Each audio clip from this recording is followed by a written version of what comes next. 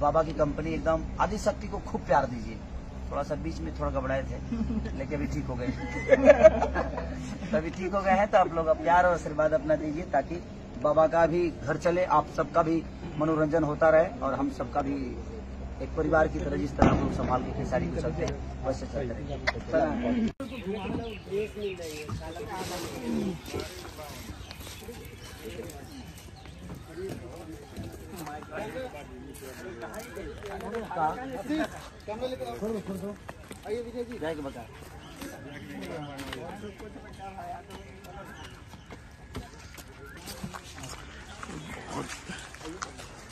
बहुत बड़ा video shooting हो रहा है।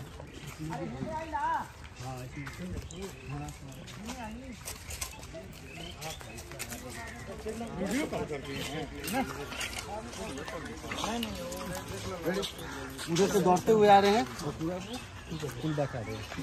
हेलो